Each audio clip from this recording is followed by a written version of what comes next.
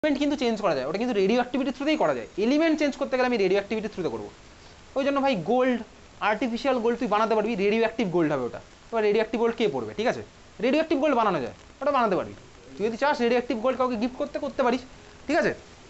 আচ্ছা এইবারে দেখ, এই যে ভাই সিরিয়াম থেকে আমি যে যাচ্ছি, ইনকামিং ইলেকট্রন, কথা বলিস না তাই বলে কথা বলতে বলিনি এখনো, তুই কি মানে গিফট করবি বলে আবার শুরু করে দিয়েছিস।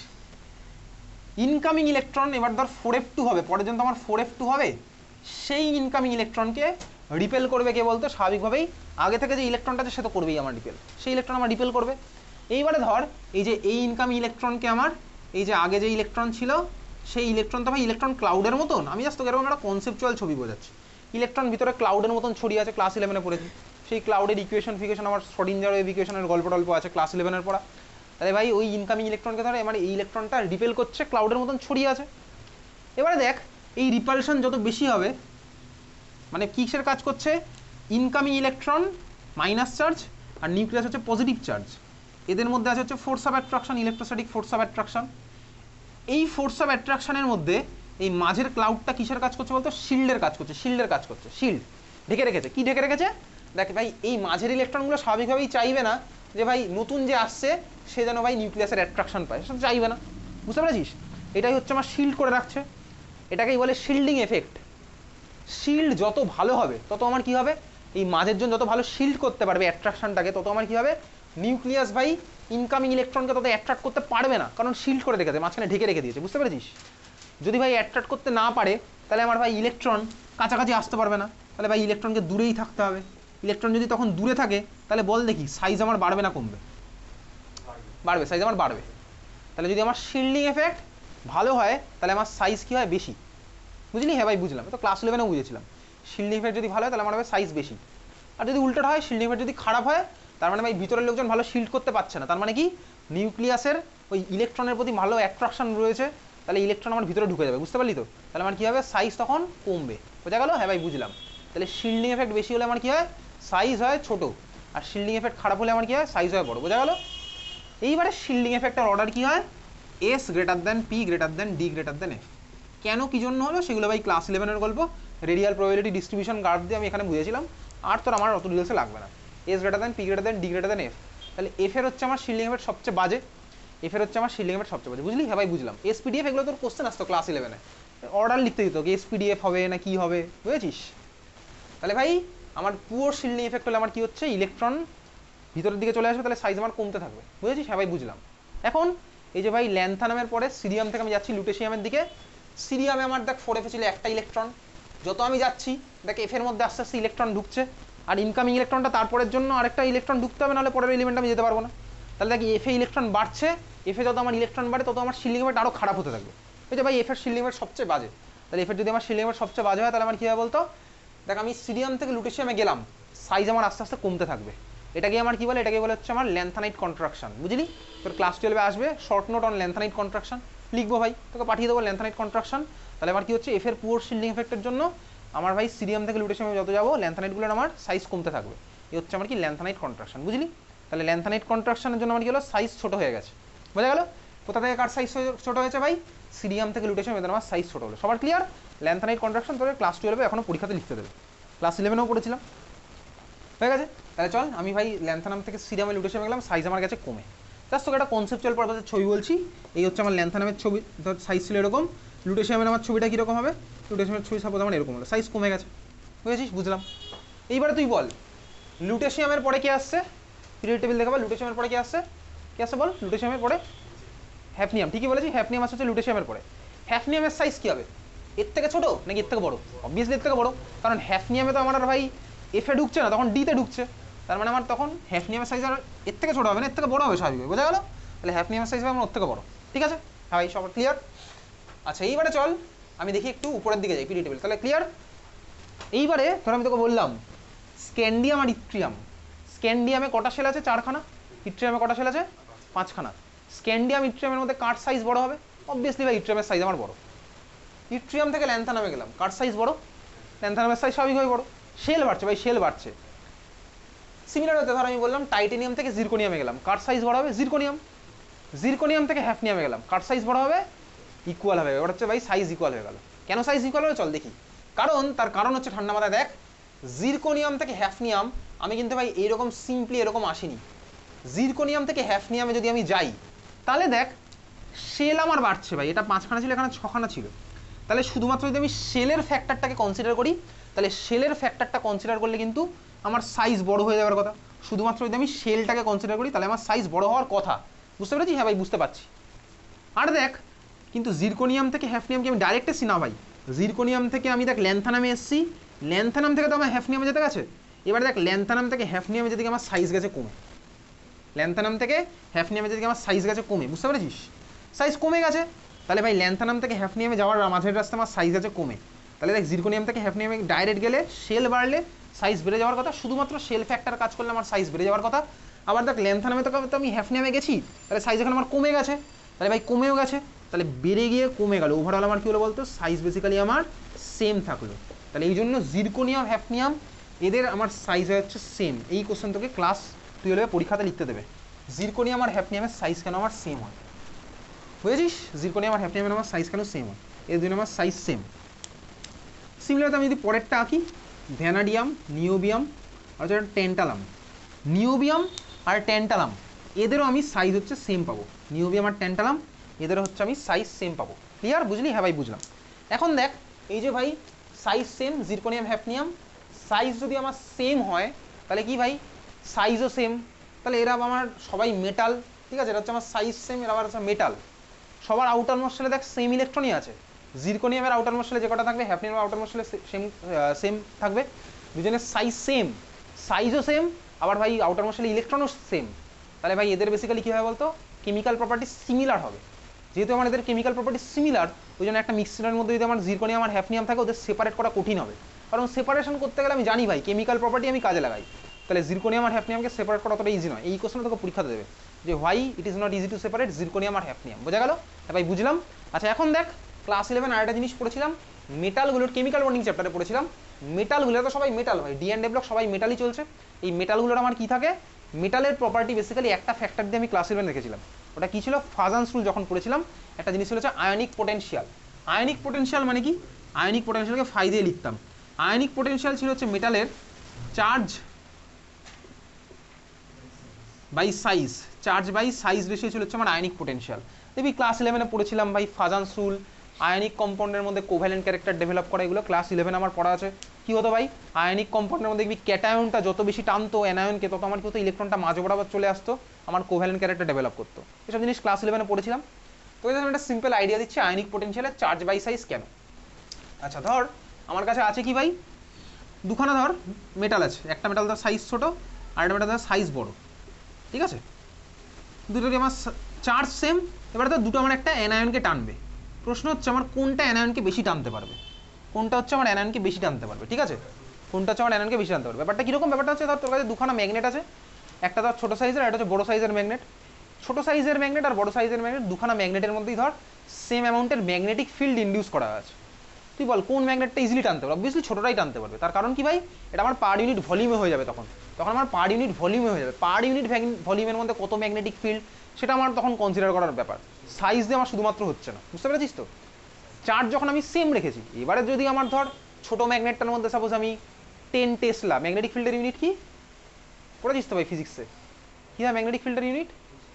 টেসলা হয়। ঠিক আছে, তাহলে ধর ছোটো ম্যাগনেটটার মধ্যে ধর আমি 10 টেসলা ইন্ডিউস করেছি, আর বড়োটার মধ্যে ধর আমি 1,00,000 টেসলা ইন্ডিউস করেছি। এবার তো ভাই বড়োটা আমার বেশি টানবে, ওই জন্য আমি চার্জটা সেম রাখবো। বোঝা গেল? বোঝা গেল? তাহলে ভাই এই হচ্ছে আমার, যত আমার সাইজ ছোটো তত হচ্ছে আয়নিক পোটেনশিয়াল বেশি, টানবে বেশি। তাহলে এই হচ্ছে আমার মেন কনসেপ্ট। ক্লিয়ার? আচ্ছা এখন দেখ একটা কোশ্চেন তোর ক্লাস 12-এ ওয়েস্ট বেঙ্গল বোর্ডে এসেছিলো, যে ভাই বলেছে চারটের মধ্যে কোন দুটোকে সেপারেট করা ইজি না, চারটের মধ্যে কোন দুটোকে সেপারেট করা ইজি না। তাহলে ভাই আমি আলটিমেটলি মেটালের কোন প্রপার্টি দেখি বলতো, দেখি হচ্ছে ionic potential, charge by size. Charge by সাইজে আমি সব কিছুর জন্য দেখি।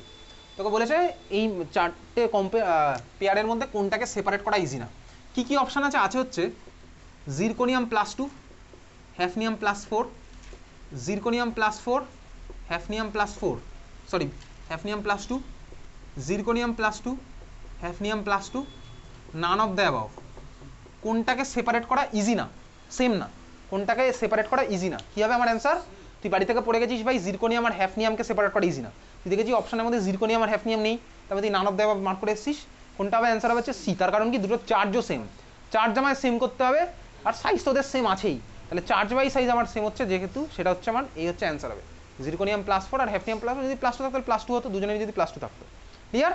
তাহলে দেখ তুই এটা খাতার মধ্যে লিখেছিস তোর ইচ্ছা, আমি তো এই কোশ্চেনটা আমি দেবো পরের পরীক্ষা দেবো না, 2 মাস পরে যে পরীক্ষা নেবো সেখানে আমি দেবো, ঠিক আছে? আচ্ছা দেখ তাহলে এই হচ্ছে আমার ল্যান্থানাইড এফেক্ট। তাহলে সিমিলার আমি ভাই নিওবিয়াম আর ট্যান্টালামের মধ্যে দেখতে পাবো, একই জিনিস আমার চলছে। একটা কোশ্চেন লেখ, বল কোশ্চেন লেখ, which one is more basic এবং lanthanum hydroxide and lutetium hydroxide, which one is more basic এবং lanthanum hydroxide and lutetium hydroxide, which one is more basic এবং lanthanum hydroxide and lutetium hydroxide, ঠিক আছে? Lanthanum hydroxide দেখ পরের দিনের ক্লাসে পড়বো ভাই, ল্যান্থানামগুলোর ম্যাক্সিমামই আমার ভাই অক্সিডেশন নাম্বার থাকে হচ্ছে +3, পরের দিন পড়বো সব। আচ্ছা ল্যান্থানামে হাইড্রক্সাইডের ফর্মুলা কি হবে? LaOH তার হোল থ্রাইস, ঠিক আছে? LaOH তার হোল থ্রাইস, আর লুটেশিয়ামের হবে হচ্ছে LuOH তার হোল থ্রাইস। বল দেখি কার হবে বেশি, ভাবনা চিন্তা কর করে বল, 1 মিনিট টাইম ভাবনা চিন্তা করার জন্য, সারাদিন নেই।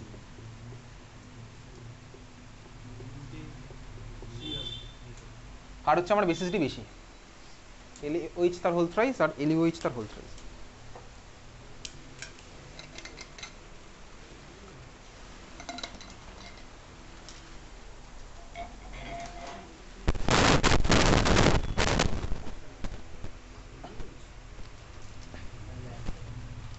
ল্যান্থানাম, তার কারণ চল তার কারণটা আমি বলছি, ঠিক আছে? হ্যাঁ বল কি বলছিলি? স্টেবল, আর স্টেবলের সাথে এখানে কোনো ব্যাপার নেই, স্টেবিলিটি এখানে কারোর কোনো ব্যাপার নেই। তো সাইজের সাথে বল, তারপর রিলেশনটা বল আলটিমেটলি, সাইজ তারপর তো তাতে কি হয়েছে? হ্যাঁ তার জন্য কি বলছি আমি বুঝতে পারছি না, কে বেশি দেবে? দেবে কাকে দেবে? ঠিক আছে তুই বল কি বলছিস, ঠিক নেই অ্যাকচুয়ালি, বল কার সাইজ বড়? ল্যান্থানামে, তার ফলে শিল্ডিং এফেক্টের সাথে কোনো রিলেশন নেই এখানে, দুঃখের বিষয়। চল দেখ ল্যান্থানাম থেকে লুটেশিয়ামে গেলাম, ল্যান্থানাম থেকে লুটেশিয়ামে গেলে সাইজ বড় হয় না ছোট হয় বল? ল্যান্থানামের সাইজ, ল্যান্থানামের চার্জ +3 আছে, লুটেশিয়ামেরও +3 আছে, এখানে দেখতেই পাচ্ছি +3 তাহলে ল্যান্থানাম থেকে লুটেশিয়ামে গেলাম আমার সাইজ হবে ছোট, তার কারণ কি ভাই? এই তো দেখতে পেলাম, এই মাত্র বললাম কন্ট্রাকশন, ল্যান্থানাইট কন্ট্রাকশন, তার মানে লুটেশিয়ামের সাইজ ছোট। তাহলে লুটেশিয়ামের যদি সাইজ ছোট হয় বল আয়নিক পোটেনশিয়াল কার বেশি হবে, ল্যান্থানাম +3 না লুটেশিয়াম +3? বলবি না? লুটেশিয়াম +3 হচ্ছে আমার আয়নিক পোটেনশিয়াল বেশি, তার কারণ কি চার্জ বাই সাইজ। তাহলে ভাই এইবারে তোকে জাস্ট আমি বলবো ল্যান্থানাম +3 সাইজ সাপোজ এরকম আর লুটেশিয়ামের সাইজ আমার এই ছোট্ট, এইবারে অ্যানায়নকে টানবে কে বেশি? OH মাইনাস এখানে আছে, OH মাইনাস এখানে আছে, বুঝছিস নাকি শুধু দেখছিস? কে টানবে বেশি বলতো? এ টানবে নাকি এ টানবে? কে টানবে? এটা টানবে। এটা যদি টানে তার মানে OH মাইনাসের ইলেকট্রন ক্লাউড ডিফিউজ হয়ে আমার এরকম চলে আসবে, তাহলে আমার ইলেকট্রন ক্লাউডটা OH মাইনাসের এখানে বেশি ডিফিউজ হবে, ডিফিউজ হলে আমার কী হবে বলতো? LaOH হোল থ্রাইস আর লুটেশিয়াম হাইড্রক্সাইডের মধ্যে, লুটেশিয়াম হাইড্রক্সাইড আমার OH মাইনাসের ইলেকট্রন ক্লাউড চলে আসবে মাঝখানে, এগুলো ক্লাস 11 ছিল। ফাজান্স রুল এক্স্যাক্টলি এটাই, আয়নিক কম্পাউন্ডের মধ্যে কোভ্যালেন্ট ক্যারেক্টার ডেভেলপ করা, এগুলো আমার হচ্ছে সব কি আয়নিক ক্যারেক্টার, আয়নিক কম্পাউন্ড, তার কারণ কি ল্যান্থানাম মেটাল, অক্সিজেন হচ্ছে আমার নন মেটাল, তাহলে মেটাল নন মেটালের মাঝখানে বন্ড, এগুলো হচ্ছে আমার ছিল হচ্ছে ইলেকট্রোভ্যালেন্ট বন্ড বা আয়নিক বন্ড। তাহলে আমার কি হচ্ছে ভাই? OH মাইনাসের ইলেকট্রন ক্লাউডকে লুটেশিয়াম +2 টানবে বেশি, কারণ এটা হচ্ছে আমার আয়নিক পোটেনশিয়াল বেশি। তাহলে OH মাইনাসের ইলেকট্রন ক্লাউড আমার কোথায় আসবে? লুটেশিয়াম আর OH এর মাঝ বরাবর চলে আসবে। তাহলে এখানে আমার কি হবে ভাই? কোভ্যালেন্ট ক্যারেক্টার আমার এখানে ডেভেলপ হবে। এটা আমি ক্লাস 11 পড়েছিলাম যে আমার কোভ্যালেন্ট ক্যারেক্টার কোথায় ডেভেলপ হয়? আয়নিক কম্পাউন্ডের মধ্যে, এটাই ফাজান্স রুল ছিল। তাহলে আমার এখানে কি হলো ভাই? কোভ্যালেন্ট ক্যারেক্টারের মধ্যে ডেভেলপ হয়েছে। আর এটা আমার কি? এটা তো আমার আয়নিকই আছে। এইবারে বল কোভ্যালেন্ট কম্পাউন্ডকে ভাঙা সোজা না আয়নিক কম্পাউন্ডকে ভাঙা সোজা? কাকে ভাঙা সোজা? কোভ্যালেন্টকে ভাঙা সোজা না, কোভ্যালেন্ট বন্ড ভাঙা সোজা না, আয়নিক বন্ড ভাঙা হচ্ছে বেশি সোজা। NaCl এর মধ্যে Na+ আর Cl- এর বন্ড আমি ইজিলি ভাঙতে পারবো, কিন্তু ওই তুই মিথেনের মধ্যে CH বন্ড ভাঙা তোর কষ্ট আছে ভাই। তুই NaCl কে জলে ডুবি দিবি, NaCl এর বন্ড ভেঙে যাবে। আর তুই মিথেনের CH4 জলে ডুবি দিবি ভাই, মিথেনই থাকবে। ওয়াটারকে ওয়াটার দিলে ভাঙে না ভাই। হাইড্রোকার্বনকে ওয়াটার দিলে ভাঙে না ভাই, কেউ ভাঙে না। ওর জন্য আমাকে এনার্জি অ্যাপ্লাই করতে হবে, থার্মাল এনার্জি, লাইট এনার্জি এসব অ্যাপ্লাই করতে হবে। আয়নিক বন্ড ভাঙা বন্ড যেমন বেশি সোজা, মানে কি দিয়ে ভাঙছি তার উপর ডিপেন্ড করছে। ঠিক আছে, যাই হোক চল। তার মানে আমার কি হয়েছে ভাই? তার মানে হচ্ছে বেসিক্যালি লুটেশিয়াম হাইড্রক্সাইডে লুটেশিয়াম +3 আর OH মাইনাস আলাদা আলাদা আছে থাকবে, তাহলে OH মাইনাস ওখান থেকে বেরিয়ে যেতে পারবে, তাহলে লুটেশিয়াম হাইড্রক্সাইড হচ্ছে মোর বেসিক। বুঝতে পারলি? তাহলে LuOH তার হোল থ্রাইস হচ্ছে আমার মোর বেসিক। ক্লিয়ার? বোঝা গেল? বুঝেছিস? চলো এখনো 2 মিনিট আছে, একটা অর্গানিকের কনভার্সন আজকে এত অবধি, এ ব্লক এত অবধি। এলওএইচ তার হোল থ্রি বেশি বেশি বেশি বেসিক, ঠিক আছে?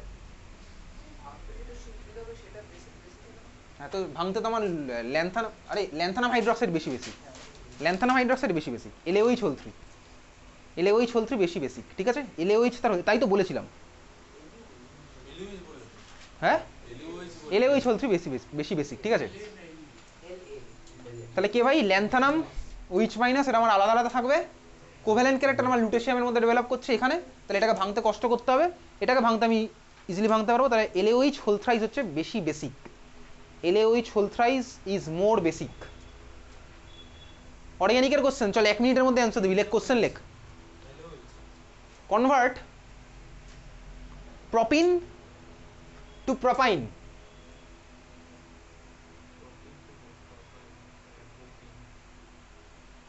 সুধীর মেমোরিয়ালে এই বছর এসেছিল, আগের বছর এসেছিল দেখলাম কোশ্চেনটা। কনভার্ট প্রপিন টু প্রপাইন, আগের বছর পেরে গেছিল কিন্তু, সুধীর মেমোরিয়ালের স্টুডেন্টই পেরেছিল।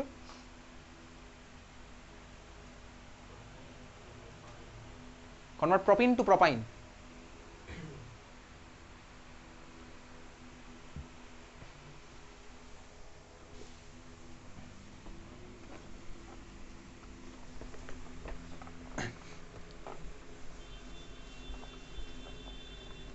আচ্ছা, এখন তো সবারই অনেকের প্রিবোর্ড চলছে, অনেকে আসবে না, দরকার হলে আমি দুখানা ব্যাচ মার্চ করে দেবো, ঠিক আছে? হচ্ছে কীভাবে করবো বল? টাইম নেই বেশি, 10 সেকেন্ড টাইম। আর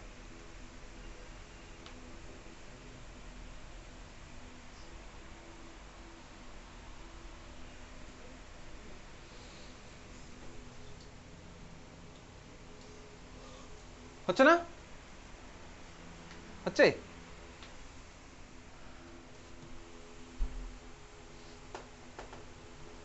চল আরো 1 মিনিট এক্সট্রা কর, 5 মিনিট পরে ছাড়লেও কোনো ক্ষতি নেই, কনভার্সন করে যাবো।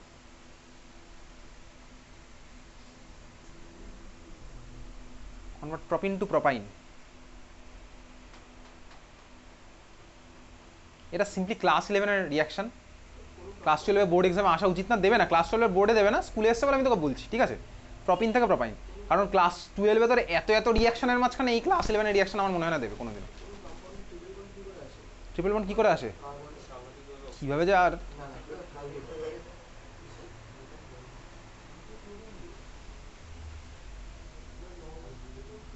চল দেখ আমার হয়ে গেছে ভাই।